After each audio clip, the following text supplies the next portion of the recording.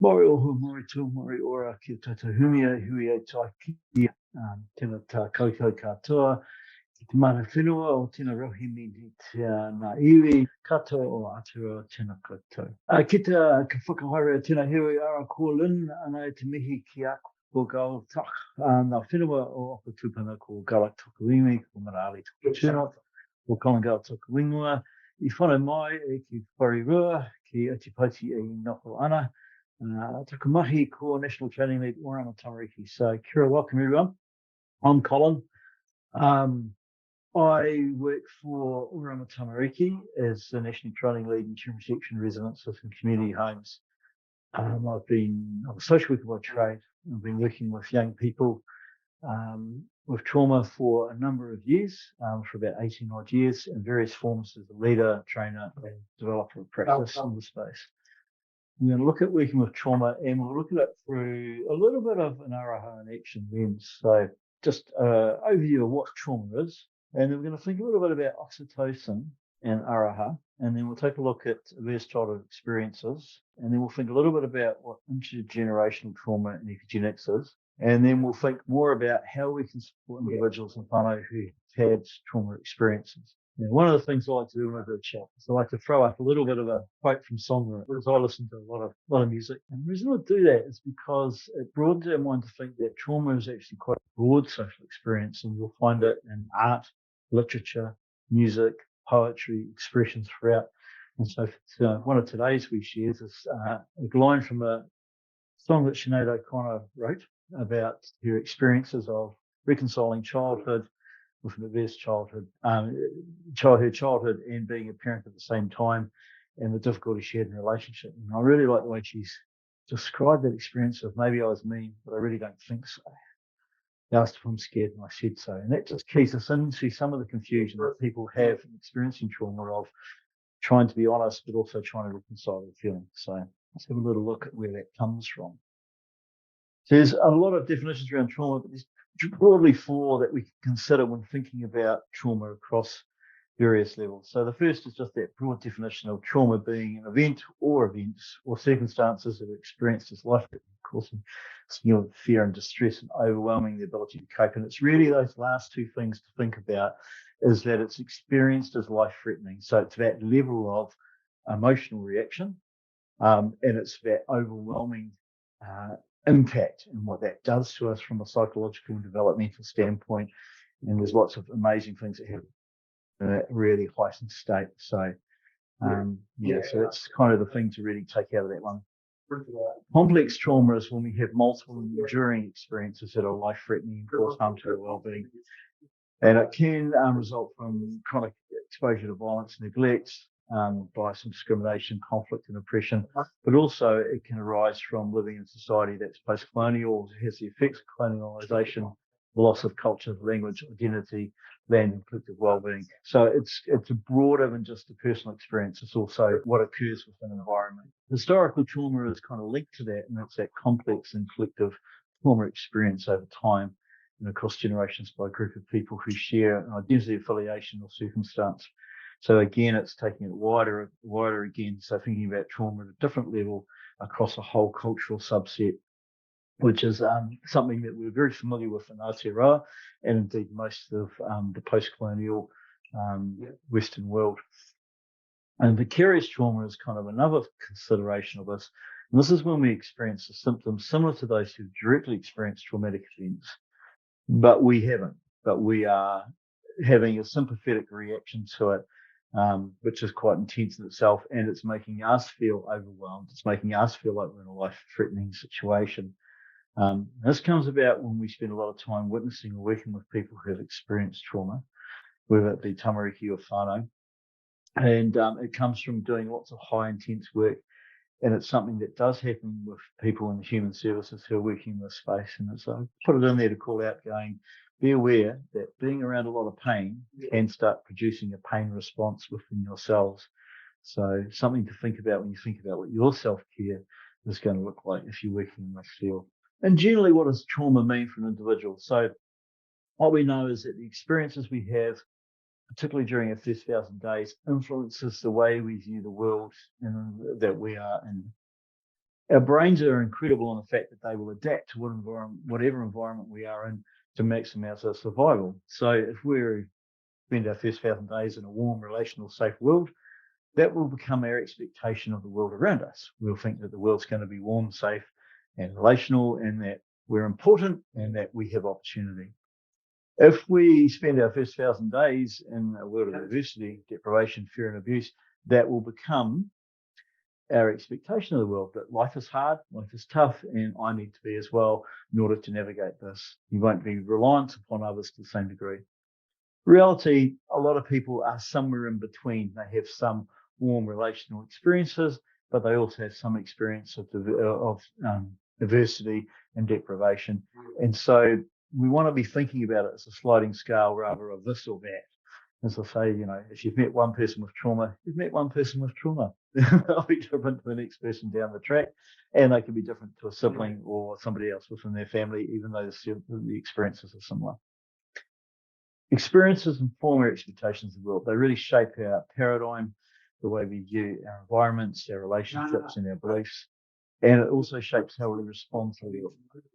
And we'll have a little quick yak about oxytocin. So oxytocin, or sometimes referred to as the love hormone, is a hormone that works as a neurotransmitter. And it's if you've fallen in love with someone in that little gaga moment where you go, oh, I really like you, and I really like you, that's oxytocin at work, flooding your system, because, and that's designed to make you key into somebody in that. But the other way of looking at it is if you've been a parent and you've got, your own kids, and you have that little moment, look at your wee kid, and you go, oh, this is awesome. Again, that's oxytocin.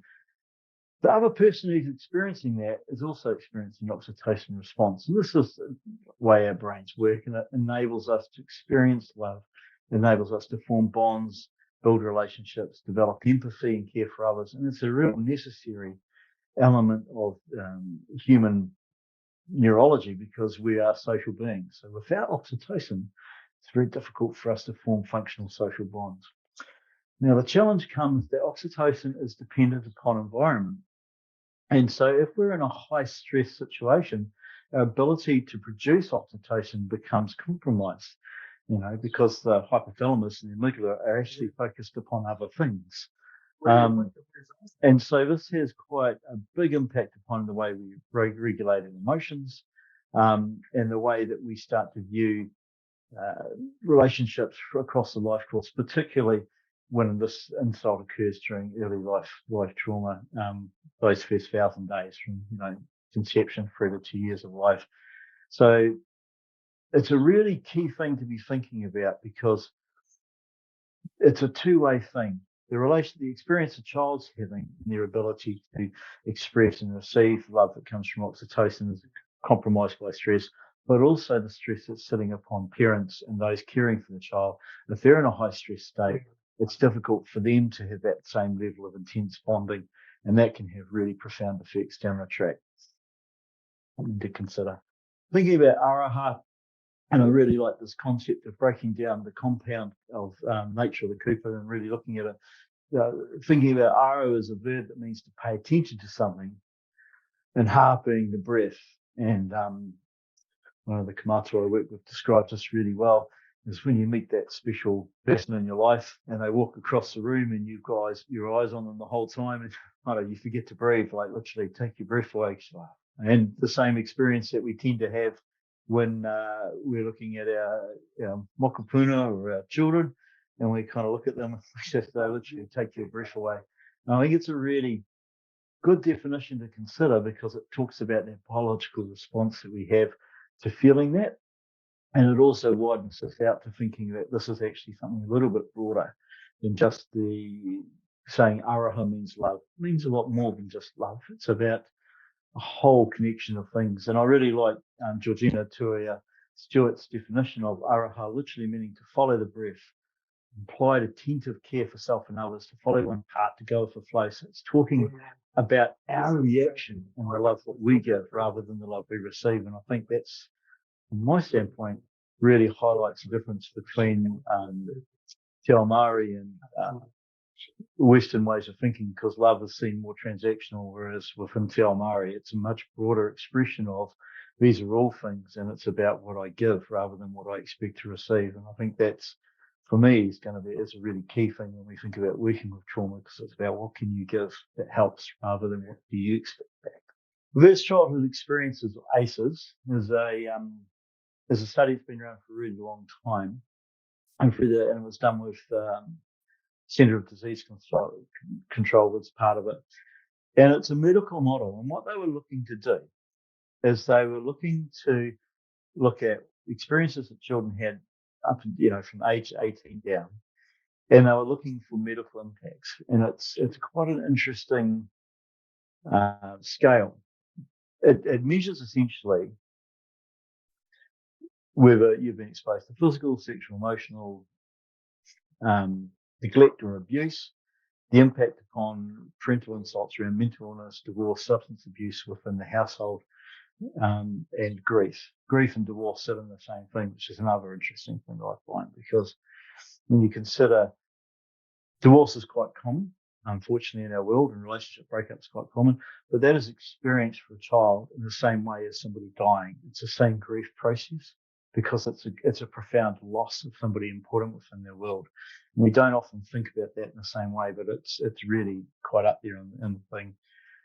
What the ACEs study discovered was that these things that occur, particularly from the first 1,000 days of life, have a profound impact upon people's well-being across their life course. And we'll come to that shortly, what that looks like. But it's really important to be thinking about what's going on for people within their experiences.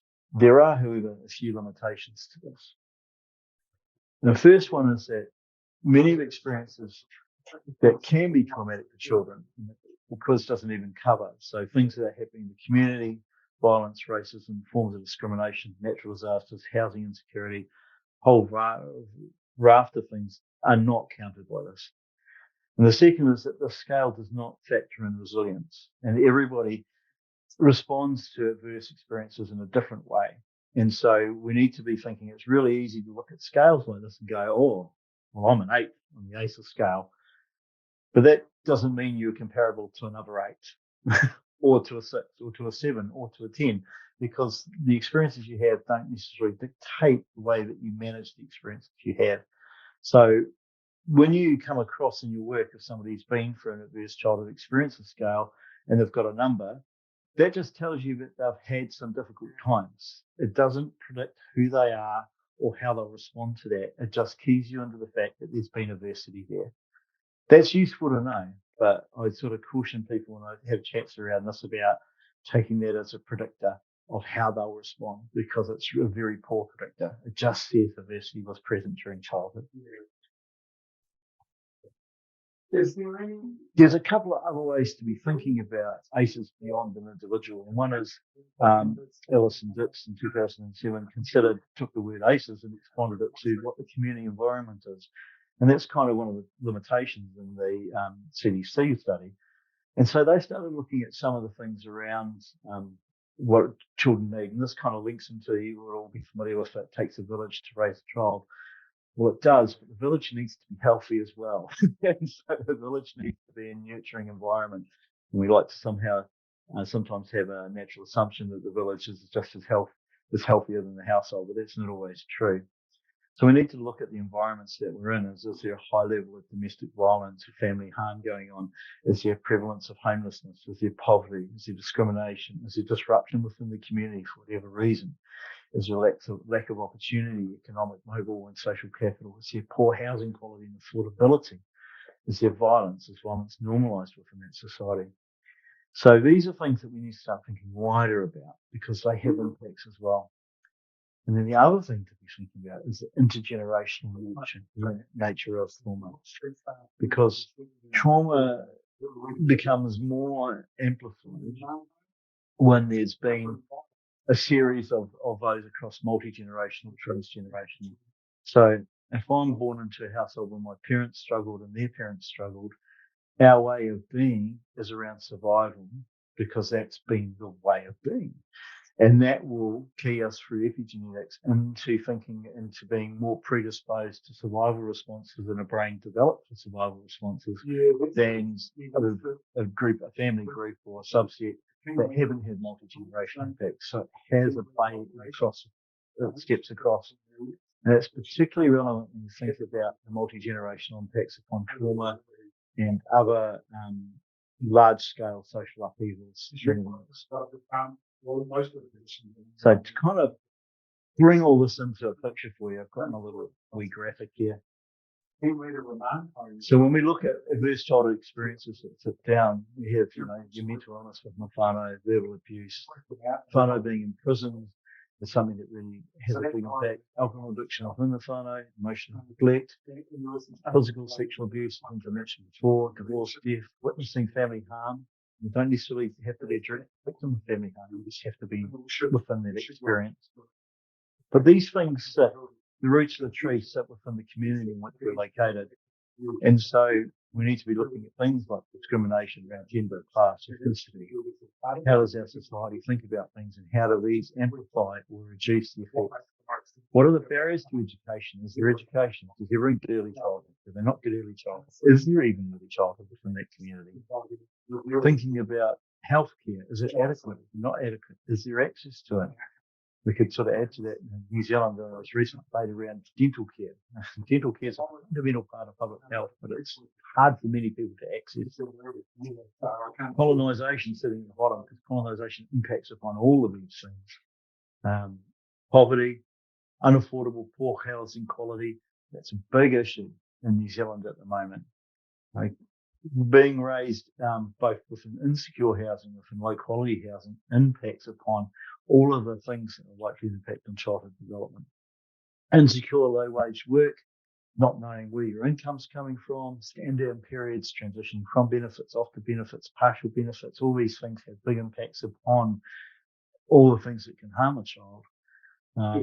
Food insecurity, violence and offending. So these are the things that are in our community.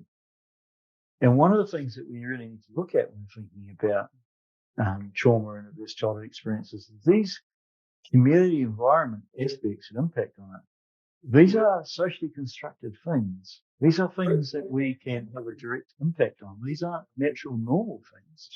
These are things that we create within our society, and these are things that we can change.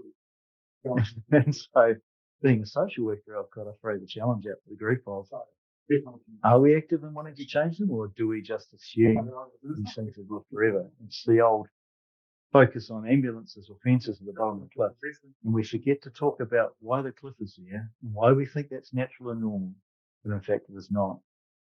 I'll leave that thought hanging, because I think that's a good thing to be thinking about when we think about the work we do. When we add in generational trauma, we're just compounding it. We add all of these things, but the experience is being repeated. When we add multi-generational trauma, it starts to look like that. And it starts to get very, very complicated for the person experiencing those insults. So, yeah, it really just compounds and amplifies the effect. So, moving on to a bit of an ecological perspective of trauma, because I'm a social worker and that's what we do. When we think about macro is connected directly to individual experiences of trauma, because macro is the political and economic system that we set up that either maintains an environment of that will facilitate trauma, or starts to disable and disrupts an environment that will do that. And it's an election year at the moment, so I would encourage you, as somebody who works in this field and has lived experience of this, to look at political policies as to whether it will increase or decrease the environments that will either enable or disable trauma within our future generation, future focused approach. Mesos the organisational, institutional levels. And when we talk about that at that level, it's like we need to start examining organisations that we work with, and ask ourselves if they in themselves are trauma informed, if they in themselves are responding in a way that either eliminates conditions that impact trauma or create conditions that influence, and create more trauma. So organisations have a big role to play in how these things play out in their communities. The micro is the stuff we looked at before. That's the individual and whānau experiences of diverse childhood experiences and diverse community experiences. So this is the part where we're kind of managing as best we can in the environments we're in. But actually, it's the part that's probably got the least control and agency over the situation versus the MESA and the macro. And then there's that generational, intergenerational, epigenetic, and social conditions that influence upon where we are. So it's not a static now thing, but we need to look at the historical situation that everybody's been through. You think about all of those things. What is the expression of it? What does this do? So traumatic experiences for an individual impact upon their human development and also the life cycle. So within our human development aspect, we have impacts upon our early relationships, the level we bond. This is where your oxytocin's a key player here. The strength of bonding and the sort of attachments we form is directly related to the amount of stress that's within the relationship and within the household. And so stress is a very toxic sort of neurobiological experience, whereas oxytocin's a very positive one. We want way more oxytocin moments than stress moments, and that's sort of how it plays out in the relationship. It impacts upon our health as we develop. If we have access to everything we need, we'll develop in a nice, full, healthy, potential way. If there's limitation on resources, that impacts upon how we develop as a child. Our sensory integration is directly impacted upon our childhood experience. If we are focused upon protecting ourselves, we are not focused upon exploring our environments. If we're focused on having to manage our emotional reaction to harm, we're not focused on building relationships and managing our senses in a healthy way. And it really keys our brain into thinking about things in a way that is very survival focused and orientated. That has a direct relationship on how we behave, because if we're in a survival position, we'll behave in a survival position. And our senses will be keyed into that, and our response will be keyed into that, which in turn has a big impact upon the way we cognitively view the world. Intelligence is not a fixed state. It is a state that is in response to the environment that we're in. So our cognition will be keyed into the environment that we're in. If our environment's survival orientated, that's how we're going to view and think and analyze the world. And that ultimately has a big impact onto how we learn and what we learn and what we focus on learning about. If you're focused on survival, you will focus on learning on new and better ways to survive. If you're not focused on survival, you can do some higher order function and start thinking about what's it all about and get all those higher concepts that are really vital in working within our information technology based world. Each of these aspects then plays down into the life cycle. So our early relationships have a big input on the way we view intimacy as adults. And ultimately, if this is where a lot of your multi-generational comes through, if you distrust intimacy as a child, you'll have difficulties with it as an adult, and then you'll have difficulties with it when you have your own children. Sinead O'Connor, health, those toxic experiences that impact on our early health in our early years shorten the lifespan. We know that people with high levels of trauma over a group, subset of group, die earlier because of the types of disorders and diseases that come from that high level of stress throughout. Addiction is connected to our sensory integration, because when our senses are less regulated, we find other things to help regulate them. And there's a raft of chemicals available that can either speed you up or slow you down or make you feel better. But most of them also come with dependencies, and dependencies is where addictions can form. So there's an enormous amount of self-medication that goes on around sensory disintegration and people's inability to manage their emotions.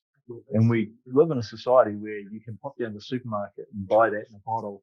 It's really easy to access, really easy to access.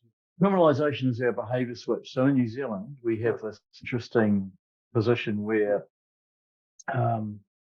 at 14, you're suddenly responsible for your emotional responses, whereas your emotional brain won't develop until you're 25. And this is we criminalise a lot of trauma type behaviours very early. And then this leads us down a pathway where we no longer consider ourselves to be coping. We consider ourselves to be bad or a subset of society. And that has some pretty profound impacts on people's lives. Mental health is kind of connected to that in the cognition aspect. High levels of stress really will impact upon the way we view ourselves, both as a heightened level of anxiety, but also within depressive elements. So that depressive, anxious cycle over a long time when repeated really impacts upon our mental health and well-being. And of course, learning and our inability, our focus on survival and some of the impacts upon learning in a qualification-based society has a massive impact upon our economic impacts as into how much we can learn, what sort of jobs we can have, and what opportunities we get, which impact play on everything else. So it's a very interconnected experience. So what does it look like behaviour-wise? So there are essentially 4 subsets of trauma behaviours that you're likely to see in somebody who's had trauma and survival experiences. So the classic is the fight response that most people are kind of aware of, and it's often that angry and explosive stuff. You'll hear people describe it as 0 to 100k in 0 seconds. Truth is they're cruising about 80k anyway. They're just masking it really well. They've already cranked up. It can sometimes express itself into what we see as controlling and narcissistic behaviours. People are often described as being a bully or violent. And so we kind of place a lot of onus that people need to make better choices around managing their fight response, but actually their fight response is directed into the way that they view trauma and their need to survive. And that's the real difficult part about trauma, is that your need to survive becomes hard to distinguish. Like you certain situations, you start viewing things that are normal to most people as survival situations, and so you respond in a survival situation. That's where people sit there and go, hey, what's going on here? What's this about? Seems a bit weird. Flight is another common one where people avoid. There's a lot of anxiety and fear, experience a lot of chronic worry, rumination, thinking about things over and over. Sometimes flight presents itself as people who are always on the go, always busy, always taking on too much. Flight can often present as not being able to set limits and take on more work than you need to, because it's a way of extracting yourself from a survival situation into something else. Perfectionism is a classic sign of somebody in flight mode, because you spend so much time ruminating again and thinking about getting it just right so that it's perfect. And so you can lead to overthinking. And panic responses of suddenly somebody's just not there. They've removed themselves from normal situations. The thing I find interesting about flight is I see that a lot in professionals I work with. So it's something to be thinking about around ourselves. This isn't just families we work with. You'll see this in other adults around you. Freeze has got a function of survival of making yourself become invisible in a circumstance. So it's the old classic play dead while the bear's attacking you. It won't actually help much if a bear's attacking you. It has to be said, you're already in a lot of trouble. But that's the kind of idea of becoming small, becoming unnoticeable, becoming not the center of focus for whatever the danger is. That plays out into responses and patterns of behavior that look like expressions of shame, of sitting in the corner, feeling that it's your fault. We become quite often a sense of depression that we're not worthy because we're frozen and isolated ourselves from things. We become stuck in the situation because we're feeling frozen. It can become very difficult for somebody in a free state to make a decision. And the more pressure you put on somebody who's finding it hard to make a decision, the more likely they are to remain in a free state. Disassociation, which is when somebody's almost in a fugue state where actually they're there, but they seem cognitively not there at all, and actually feeling numbness within the body, losing sensation in parts of the body.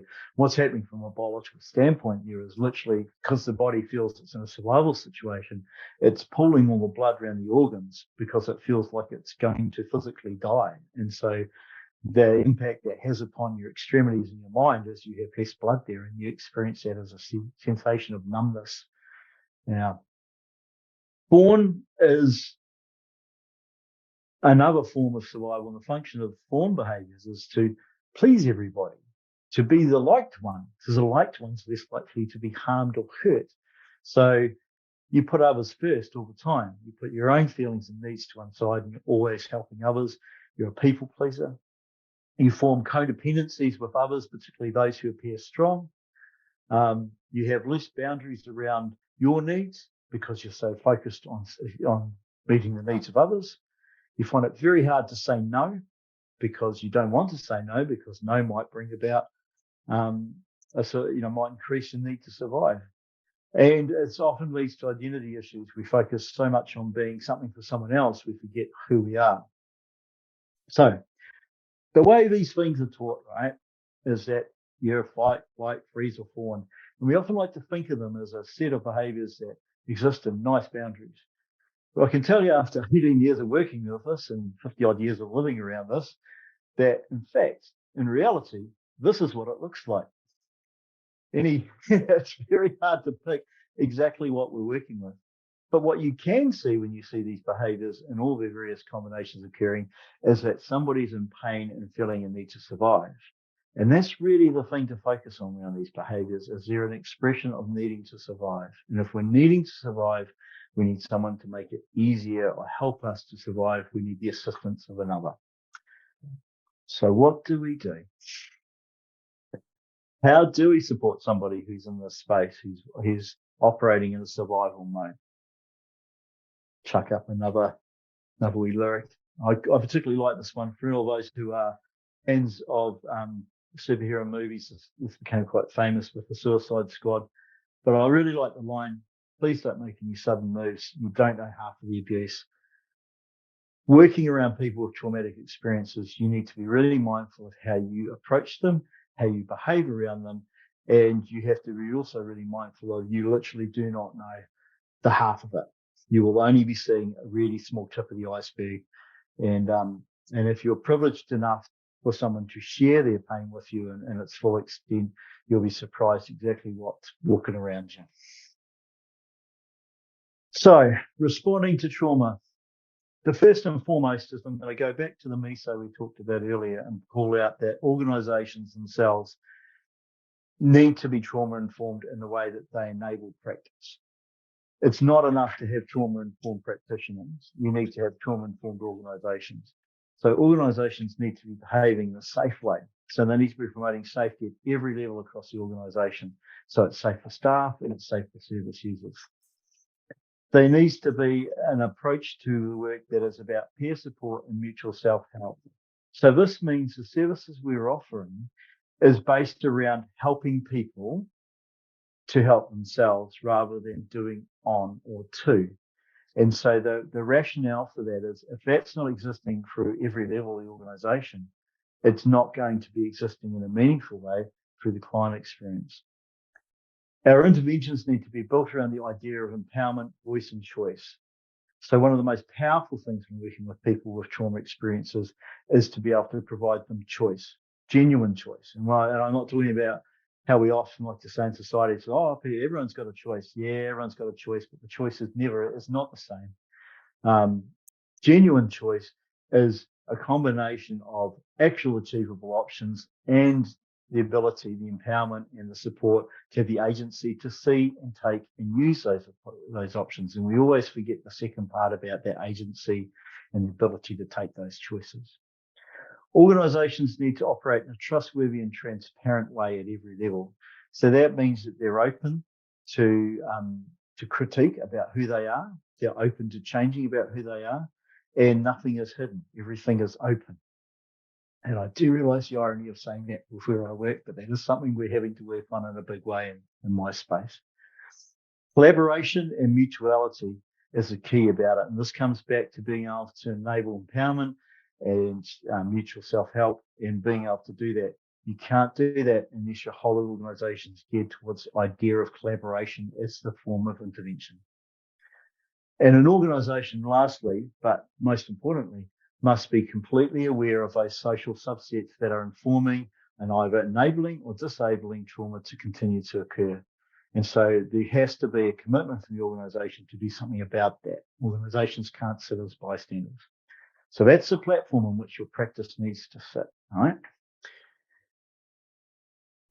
At Oranga Tamariki, we have a 4-stage approach to working with trauma, and I think it's a pretty good one.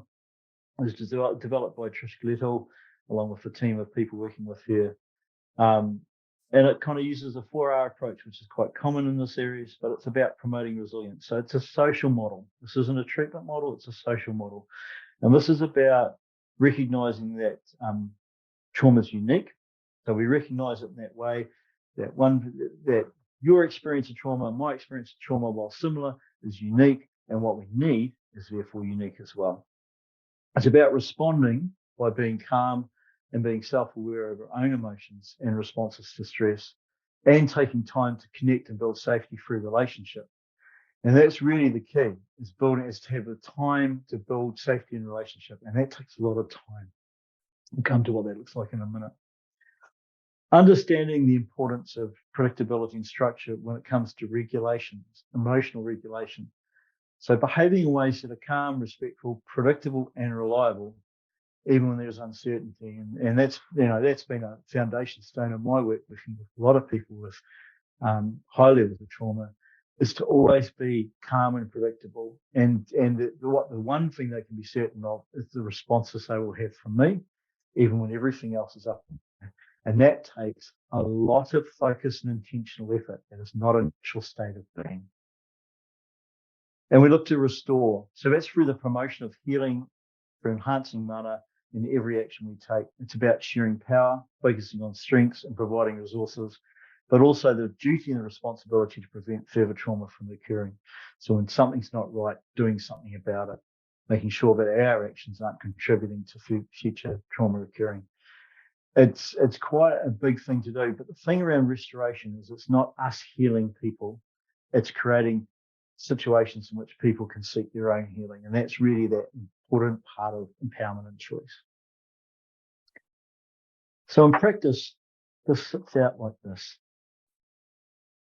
So from a recognition standpoint, we look at those trauma responses, like those behaviours I talked about before, and how they will be all muddled up. But we recognize them when we see them for what they are, a response to a need to survive. We're always thinking as practitioners about what we don't know. Being positive, being a naive inquirer is a really important approach to this style of work. There'll be a lot you don't know. There'll be a lot that's hard for people to articulate. So don't ever assume you've got it down. We think about our implicit biases, and a lot of time being self-aware. We know they are, and we park them because actually they're our biases and they're not helpful in this situation. And we constantly remind ourselves that every situation experience is unique, which is where that constant approach to life of being inquisitive and curious is really, really important. We respond by understanding that relationship is about respect, and respect is linked through understanding and building relationship. We recognize that trust is hard to earn and very, very easy to lose.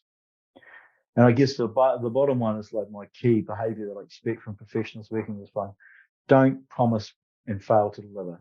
False promises are one of the worst things you can do when working with them to support people with trauma experiences.